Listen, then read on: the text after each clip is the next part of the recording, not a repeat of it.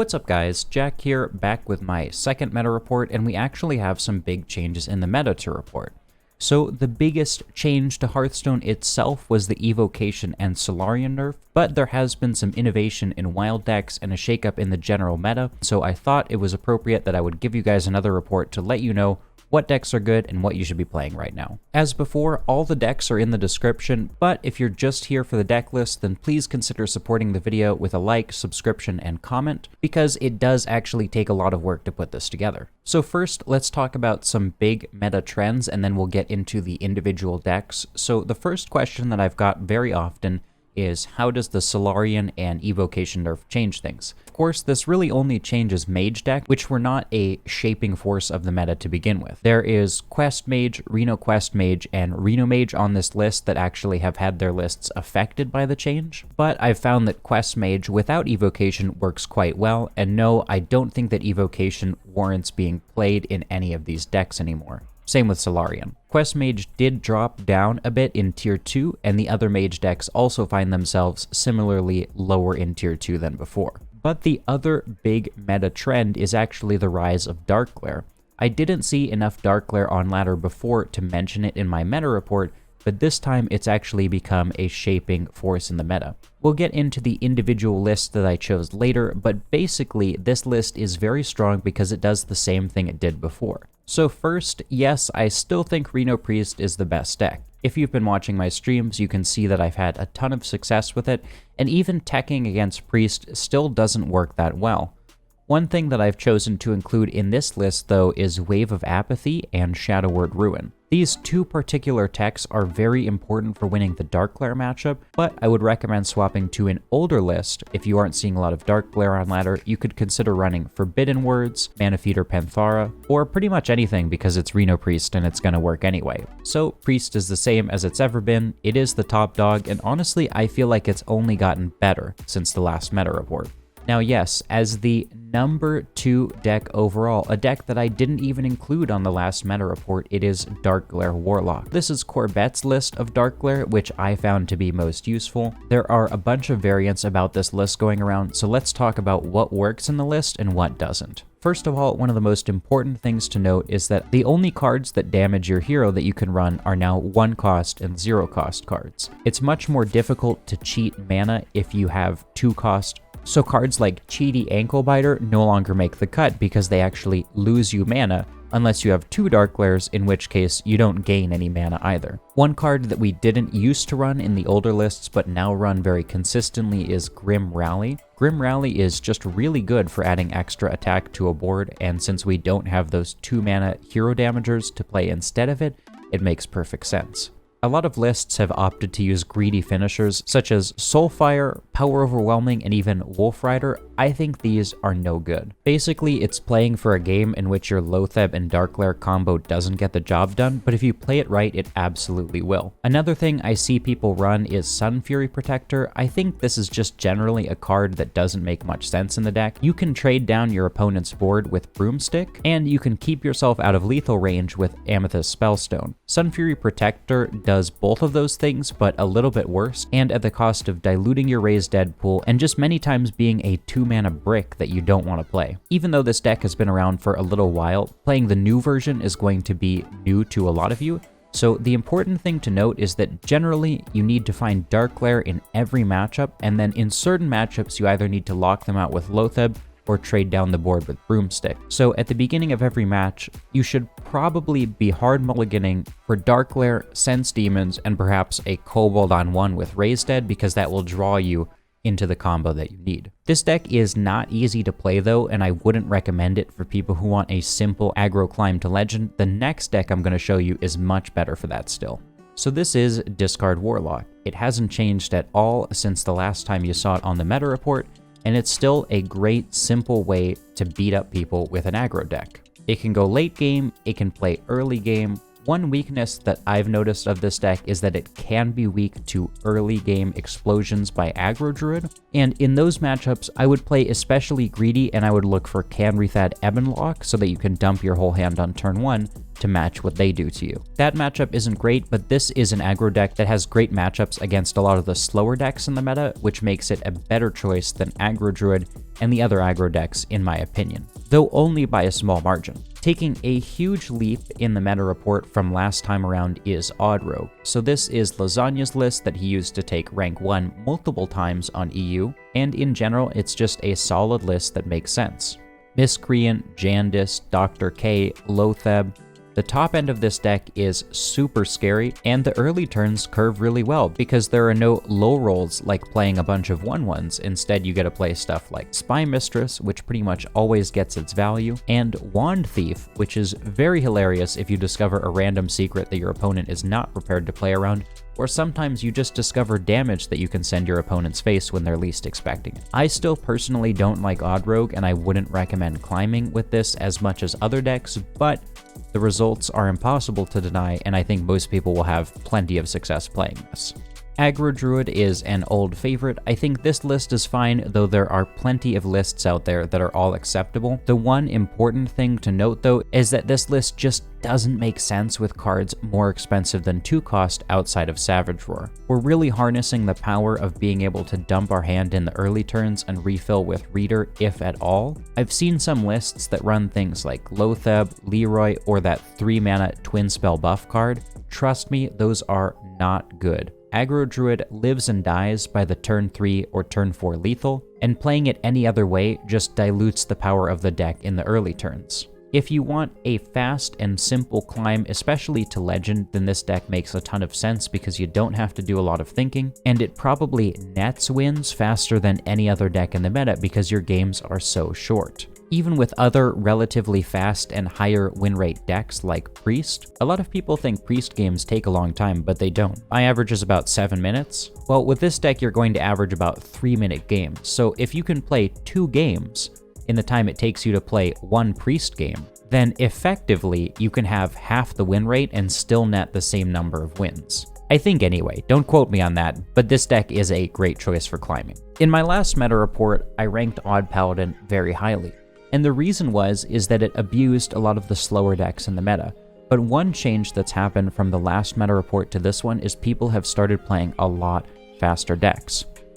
That includes Darkglare, Aggro Druid, Discard Warlock, and plenty of other decks that we'll talk about here. Odd Paladin can really suffer, especially going second against an aggro deck going first. This is a deck that's required to be on board the whole time you're playing. And if you lose board turn 1, then hero powering is not going to save you, and even cards like Muster might not get the job done if your opponent has the opportunity to value trade. That doesn't take away from the fact that Odd Paladin is just phenomenal at beating up specific decks and still has great chances versus decks like Priest, and even aggro sometimes with the right draw. I know some people are running Broomstick in this deck. Personally, I've found it pretty lackluster when played against me, but that makes sense because I don't play too many aggro decks.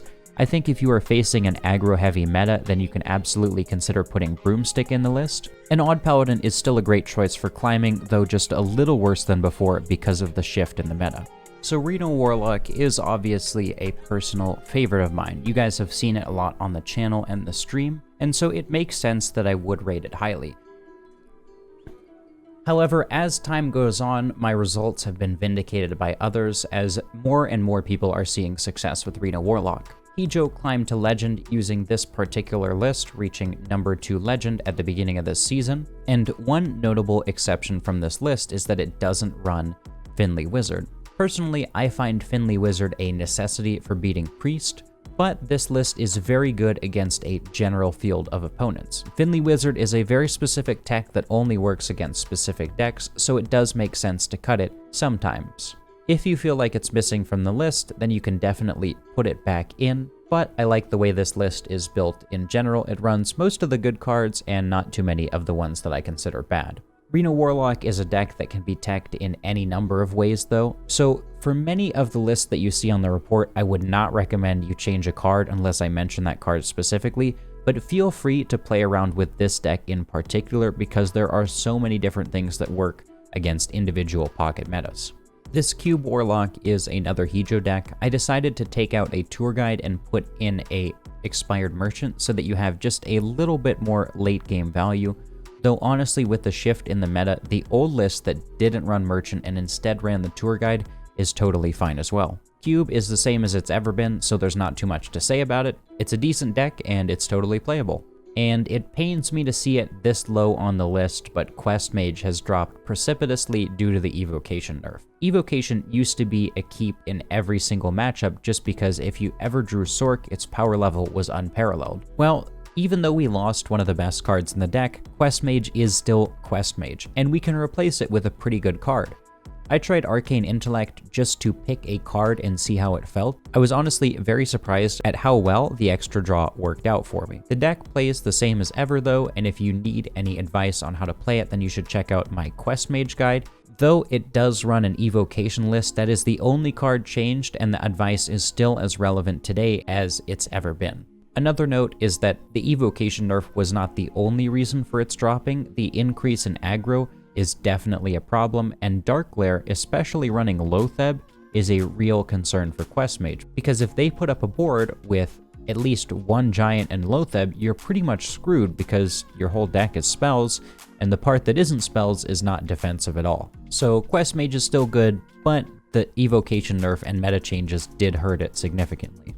Malygos Druid is another deck that's reasonably similar to the last time around, but took a big hit due to changes in the meta. It doesn't beat Darkglare, it's not super favorable against aggressive early game aggro, and therefore it fell off. It tended to prey on a lot of slower decks like Priest. It still does a fantastic job of beating up on Priest, but the other decks that it beat up on are less prevalent now. So this is mostly left as a Priest-only tech, and unless you're seeing a ridiculous amount of Priest, it probably doesn't make too much sense to play this deck. Galakrond Warrior is one that I mentioned as a potential meta breaker in the last meta report, and I'm happy to report that I pretty much rated it accurately. It is mostly a bottom of tier 2 deck, it beats up on Reno decks fantastically, and it does have a fighting chance against aggro. But it can be outmaneuvered by Reno decks, and it can be flooded by aggro decks. So its position at bottom of tier 2 makes sense. If you want an even matchup spread and you like hitting people in the face, then this deck makes sense for you. Kingsbane Rogue is one that I talked about in my last meta report, and I said that I didn't like how the deck performed very well. Well, it did get worse in some ways, and it did get better in other ways. So against most of the aggro meta, Kingsbane still remains quite bad. I wouldn't want to play this into Discard Warlock, I wouldn't want to play this into Aggro Druid, but one deck that I would want to play it into is Darkglare. The fact that you generate so much damage that comes straight from your weapon is absolutely devastating to Darkglare, who often has to lower themselves to 10 health or lower just to get anything done. We run a hyper-aggressive cannon version of the deck with Pirates, because that allows us to compete with the early boards that we're going to see from those aggro decks that I mentioned. And now we're really starting to get into the decks that I wouldn't exactly recommend you play on ladder these days. Even Shaman is the same as it's ever been. I'm featuring the same list from last time. It's good, and I've lost to it, but it doesn't do great against explosive early game aggro starts unless you have the exact cards you need, and it doesn't do fantastically against Priest and Reno decks, which are the other massive share of the meta. Don't get me wrong, even Shaman can take games off of anybody, and yet it fails to do that so often that I wouldn't recommend it. Reno Mage is mostly the same, the only difference is we happen to cut Solarian. You can put pretty much whatever you want in for Solarian, but I decided to put Sphere to not mess with the spell to minion ratio of the deck. Sphere is not necessarily the most fantastic choice, but if you're a Reno Mage player, then definitely feel free to try it out and let me know what you think. This list's main benefits is that it can scam pretty much anybody with Pocket Galaxy, but in an aggro meta it can be difficult unless you draw the exact cards that you need to make it to that Pocket Galaxy turn. A lot of people have said that this matchup is favored versus Priest, but as the Priest, I rarely ever lose, even against players who know what they're doing, draw the right cards, and play it correctly. I think at lower ranks this should be a fantastic deck, but once people start to know what the deck runs and how to play around it, it becomes a lot weaker. I still like the deck, it's a ton of fun, but it's definitely not the best Reno deck in the meta. And on the other side of Reno Mage, we have Reno Quest Mage. Essentially, this and Reno Mage do a lot of the same things, which is they have a late game win condition where they can outgreed most decks, but they also have early game defense in the form of Ice Block, Flame Ward, Mad Scientist, Zephyrs, and other cards like that. In this case, we decided to cut Evocation and I just put Cyclone in instead. I wouldn't try and Cyclone for Mega Greed like you would in Quest Mage, but just try and get a couple spells to generate that might be playable. I haven't had great success when I've played with this list, but the power level of its late game combo is hard to deny, and if you can make it to that late game combo, then usually you're pretty set. And my tier 3 is looking pretty much the same as it's been before. I'll talk about some minor changes, but Big Shaman is the same as it's always been. We run a particularly defensive list because Big Shaman is best when it can defend against those early game explosive aggro starts. If you get a giant minion on board, aggro really doesn't have removal for that, or sometimes you just devolving missiles, Maelstrom, or Serpent Shrine something key, and they have no comeback. I've seen a lot of very greedy versions of Big Shaman. The thing is, Big Shaman can only high roll, it cannot outgreed the late game decks in this meta. I don't think it makes sense to tech to try and beat Priest because you're so unfavored regardless. It's really going to come down to a high roll off of Yashiraj, Vivid Spores, or something like that, and not really whether or not you run Colossus of the Moon, Wind Fury, or other cards that are in general not very good. That is to say, I would not sacrifice my win rate against aggro with this deck to gain win rate versus control. I don't think it makes sense. So Dead Man's Hand Warrior is not a deck that I feel entirely comfortable playing, but if you do know how to play it, it's a pretty good deck. This particular list was used by Adrian to reach #1 Legend, and if you master the deck, it definitely feels more tier 2 than tier 3, but it's a very difficult deck to pick up and just start playing, so I place it in tier 3 because that's going to align much more with the average player's experience. Secret Mage is the same as ever. It does gain a favorable matchup in Darkglare Warlock, but it loses some favorable matchups in the expansion of Aggro Druid and other hyper-aggro decks. I think this list is a little bit better than the one I featured previously. Polkelt is great to draw Alaneth, however, the shuffle of your deck is a real concern because you don't have the mana oftentimes to play the most expensive cards off the top. It's better to draw Alaneth naturally and then just play the cards as they come to you because a lot of your mana cheat effects can be drawn, and therefore you can play the amount of cards in a turn that you need to prevent yourself from overdrawing. Jade Druid is definitely a shell of its former self. The funny thing is, due to Standard, Jade Druid might be the most nerfed deck this entire year in Wild. I wouldn't say it was entirely deserving, however, it still remains a playable deck. You can abuse Kael'thas, Steladris, and Ysera in order to get crazy amounts of value, and you have plenty of ramp to get to your board clears even if your opponent plays Lotheb, i.e. Darkglare, but it's not fantastic against aggro, and it really does struggle against the late game control decks in Wild. If you know how to play it, it will definitely give you a distinct advantage, because it is a lot about resource management. But even when piloted properly, I don't think this deck is fantastic, and so I wouldn't really recommend people play it right now. Now we're getting into the just downright bad decks. Odd Shaman does have some aggro potential, but it really struggles to stay on board versus decks that explode turn 1, and if you can't keep your totems on board, then you really have nothing to show for yourself. This isn't a meme deck per se, but it's not exactly a good deck either. Big Priest is another deck that's totally fallen off a cliff. It was never really good after the Barnes nerf, and it wasn't even super relevant before the Barnes nerf, so you can imagine why it's not very good right now. However, against decks that fold to just tons of early game clears, well, we have that. This deck is really going to struggle if it A, can't get minions on board, or B, is playing a deck that has excellent board clears such as Reno Priest.